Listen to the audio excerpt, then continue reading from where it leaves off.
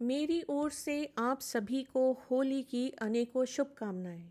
मेरी भगवान से प्रार्थना है कि आप सभी की ज़िंदगी में लाल, पीला, हरा, नीला, गुलाबी, संतरी, नारंगी रंग हमेशा मुस्कुराता रहे, खिलखिलाता रहे, गुनगुनाता रहे।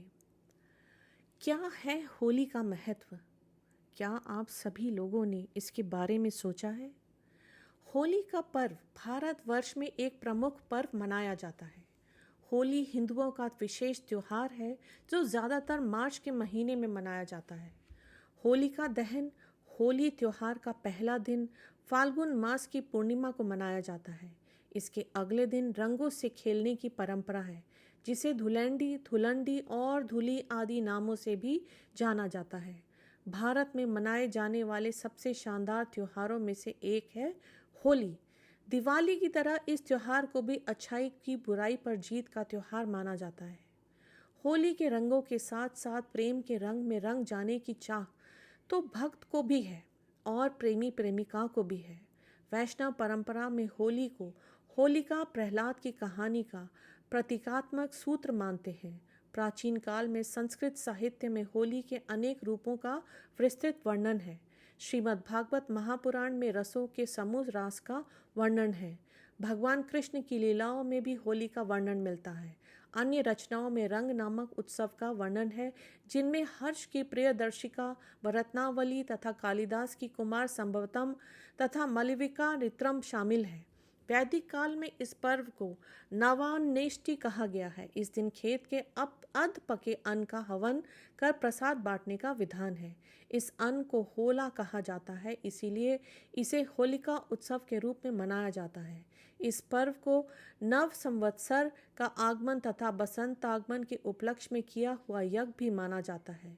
कुछ लोग इस पर्व को अग्निदेव का पूजन मात्र मानते हैं। मनु का जन्म भी इसी दिन का माना जाता है, अतः इसे मानवदी तिथि भी कहा जाता है। होली मनाने के पीछे एक कथा है जो पौराणिक काल से चली आ रही है। इस कथा में ही होली मनाने का रहस्य छिपा हुआ है। इस त्योहार को लेकर सबसे प्रचलित है प्रहलाद, होलिका और हिरण्यकश्यप की कहानी। पुराणों के अनुसार दानवराज हिरण्यकश्यप ने जब देखा कि उसका पुत्र प्रहलाद सिवाय विष्णु भगवान के किसी अन्य को नहीं बचता, तो वह क्रुद्ध हो उठा और अतः उसने अपनी बहन होलिका को आदेश दिया कि वह प्रहलाद को गोद में लेकर अग्नि में बैठ जाए, क्योंकि होलिका को वरदान प्राप्त था कि उसे अग्नि नुकसान नहीं पहुंचा सकती। किंतु हुआ इसके ठीक विपरीत। होलिका जलकर भस्म हो गई और भक्त प्रहलाद को कुछ भी नहीं हुआ। इसी घटना की याद में इस दिन होलिका दहन करने का विधान है। इसे हिंदू धर्म में बुराई पर अच्छाई की जीत का प्रतीक मानते हुए प्रतिवर्ष फाल्गुन पूर्णिमा की रात होलिका दहन की परंपरा है। होली का पर्व संदेश देता है कि इसी प्रकार ईश्वर अपने अनन्य भक्तों की रक्षा के लिए सदा उपस्थित रहते हैं। होली की केवल यही नहीं बल्कि और भी कई कहानियां प्रचलित हैं।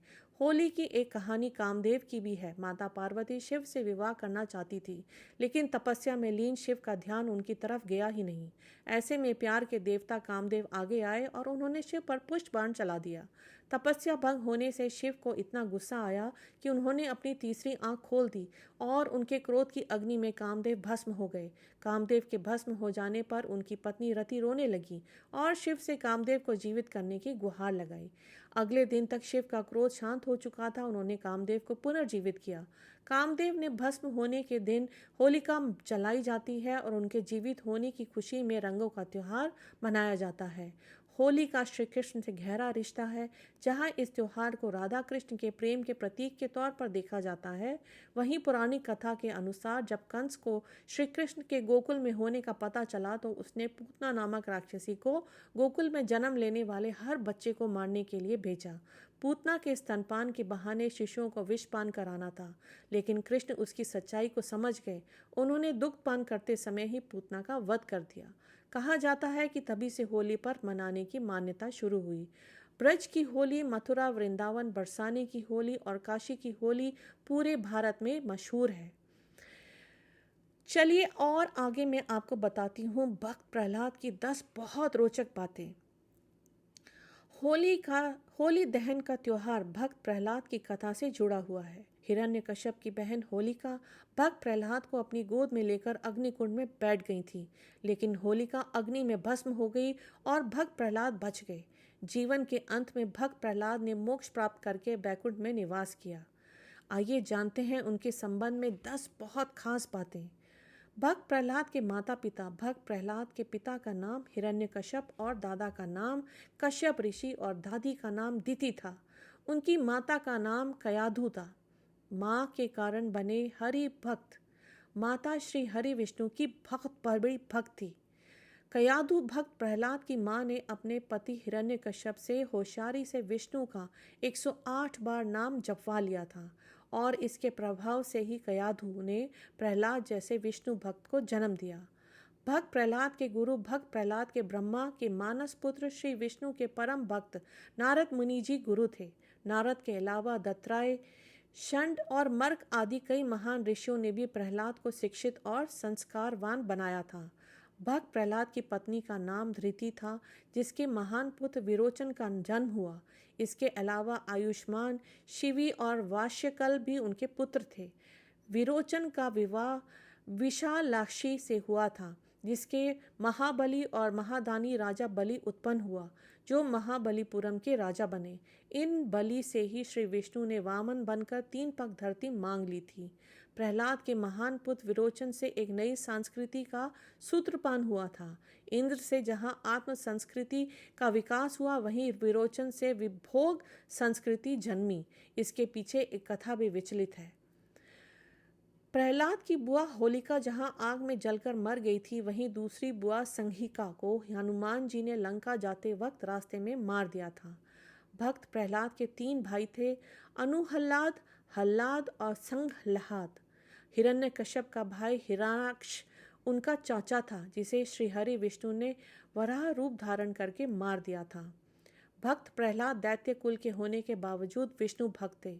उनके कयाधु के अलावा सभी परिजन हिरण्यकश्यप और बुआ होलिका तथा अन्य असुरी स्वभाव लोग थे, जिनमें दत्तात्रेय, षंड और मर्क, आयुष्मान, शिवी, विरोचन, वाष्कल और यश कीर्ति आदि विष्णु भक्त भी थे, जिनमें प्रहलाद सबसे महान थे। भक्त प्रहलाद श्री हरि विष्णु के परम भक्त होने के साथ ही महाज्ञानी और पंडित थे। भगवान नरसिंह के आशीर्वाद और दैत्यों के गुरु शुक्राचार्य के मार्गदर्शन के चलते वे असुरों के महान राजा बन गए थे। पौराणिक मान्यताओं के अनुसार श्री विष्णु भक्त प्रहलाद का जन्म कृष्ण नगरी मथुरा के एक गांव फालेन में हुआ था, जहां पर भक्त प्रहलाद तथा भगवान विष्णु की पूजा की जाती है। भक्त प्रहलाद को श्री हरि विष्णु का भक्त होने के कारण उनके पिता हिरण्यकश्यप ने उनका हर तरह से वध करने का प्रयास किया, लेकिन श्री हरि विष्णु की कृपा से भक्त प्रहलाद को नहीं मारा जा सका। तब प्रहलाद की बुआ होलिका ने भक्त प्रहलाद को गोदी में लेकर जलती आग में बैठने के लिए कहा, लेकिन उसका ब्रह्मा जी से वरदान प्राप्त था कि वह अग्नि से जलकर नहीं मर सकती थी, परंतु उसने उस वरदान का दुरुपयोग किया, इसीलिए होलिका आग में जलकर मर गई और भक्त प्रहलाद बच गए। बाद में श्री हरि ने नरसिंह अवतार लेकर हिरण्यकश्यप का वध करके भक्त प्रहलाद को असुरों का राजा बना दिया। तो ये है भक्त प्रहलाद और हिरण्यकश्यप की कहानी, और क्यों होलिका दहन का हमारे हिंदू संस्कृति में चलन है, क्यों होलिका होली से एक दिन पहले जलाई जाती है और होलिका जलाने के बाद क्यों अगले दिन होली मनाई जाती है, जिसे कि हम रंगों का त्योहार, रंगों का उत्सव भी कहते हैं। इस दिन सारी बुराइयां, सारे द्वेष, सारे लड़ाई झगड़ों को त्याग कर हर कोई एक दूसरे को गले लगाकर सारे गिले शिकवे भुला देता है और इसी को अच्छाई की बुराई पर जीत के तौर पे भी जाना जाता है। मैं आप सभी से जानना चाहती हूँ कि आप लोग मुझे कमेंट बॉक्स में कमेंट करके लिखें कि आप सभी को होली का त्यौहार कैसा लगता है।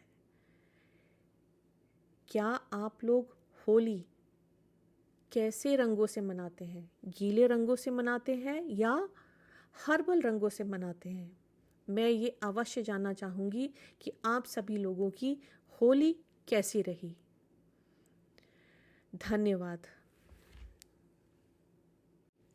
एक बार फिर आप सभी को रंगों का त्यौहार होली की मेरी ओर से अनेकों अनेकों अनेकों शुभकामनाएं। खूब होली खेलिएगा, लेकिन अपने आप को और अपनों को सुरक्षित रखिएगा। धन्यवाद।